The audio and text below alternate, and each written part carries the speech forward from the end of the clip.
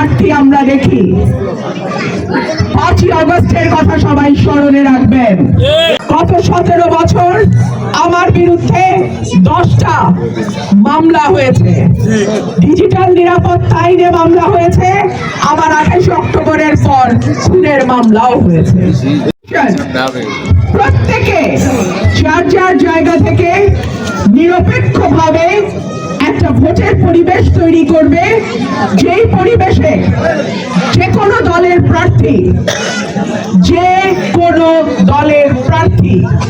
এবং যে কোনো স্বতন্ত্র প্রার্থী নিরাপদে নিশ্চিন্তে লেভেল প্লেইং ফিল্ডের মধ্যে একটা নির্বাচন অনুষ্ঠিত হবে। আমরা আশা করব কোন দলের প্রার্থী বা কর্মীরা অন্য কোন প্রার্থী বা কর্মীদেরকে কোন রকম কোন ভয় ভীতি দেখাবে না। আমি আশা করব প্রশাসন নিরপেক্ষ থাকবে, পুলিশ নিরপেক্ষ থাকবে, কমিশন নিরপেক্ষ থাকবে, সরকার নিরপেক্ষ থাকবে। আর যদি নিরপেক্ষতার কোনো ঘাটতি আমরা দেখি, 5ই আগস্টের কথা সবাই স্মরণে রাখবেন।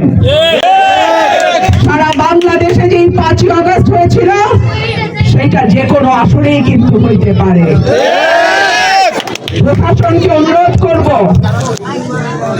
নিজের আইনের ভেতরেই আপনারা কাজ করবেন।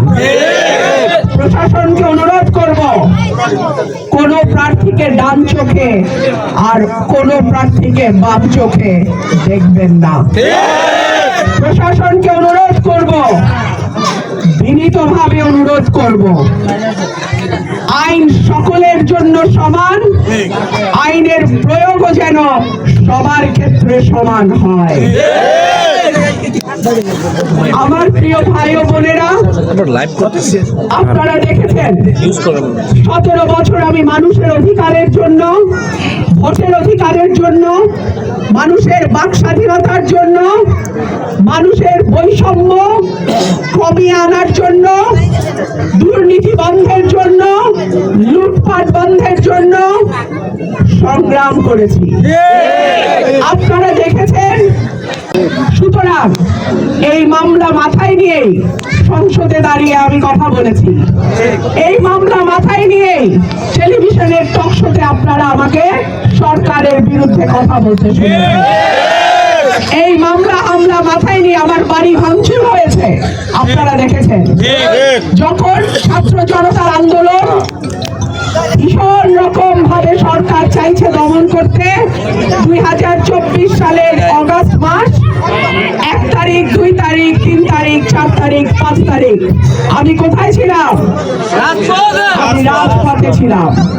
সুতরাং মানুষের অধিকারের পক্ষে, সাধারণ মানুষের পক্ষে, যে মানুষগুলোর কথা সহজে শোনা যায় না, সেই মানুষগুলোর পক্ষে আমি 17 বছর কাজ করছি।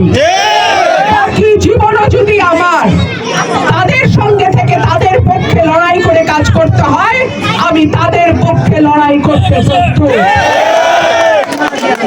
প্রিয় ভাইরা আমার, আপনারা জানেন 17 বছর শুধু না, স্বাধীনতার পর থেকে আজকে 55 বছর সরাইল আশুগঞ্জ পুরো বাংলাদেশের মধ্যে সম্ভবত সবচাইতে অবহেলিত উপজেলা।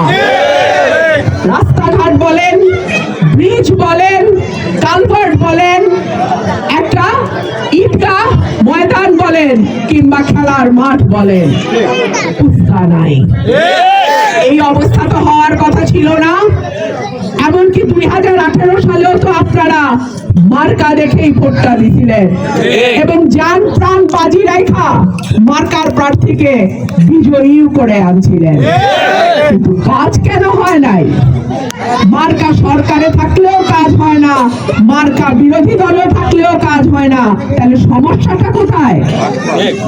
প্রার্থী যদি সঠিক না হয়, মার্কায় কিছু যায় আসে। আর যদি সঠিক প্রার্থী হয়, সরকারে কে থাকলো না থাকলো তাইতেও কিছু যায় আসে না। আমি নতুন প্রজন্মের ভোটারদেরকে বলবো, আমি তরুণ ভোটারদেরকে বলবো, এইবার যারা প্রথমবারের মতো ভোট দিচ্ছে আমার সেই ভাই বোনদেরকে বলবো, একই সঙ্গে আমি এলাকার যারা মুরব্বী আছেন, আমার চাচা, বড় ভাই, আমি আপনাদেরকে অনুরোধ করব, সঠিক মানুষকে নির্বাচিত করবেন। ইনশাআল্লাহ আপনার, আপনার পরিবারের, আপনার এলাকার, আপনার সমাজের, আপনার উপজেলার উন্নয়ন হবে। সঠিক মানুষকে নির্বাচন করবেন। হাসপাতালে গেলে ডাক্তার পাবেন, ওষুধ পাবেন। কেন বলছি? সরকারি হাসপাতালগুলোতে দেখা যায় ডাক্তার নাই, ওষুধ নাই, মেশিন নষ্ট, বাধ্য হয়ে বেসরকারি হাসপাতালে যে কয়েক গুণ বেশি টাকা দিয়ে একই চিকিৎসা আপনাদেরকে নিতে হয়।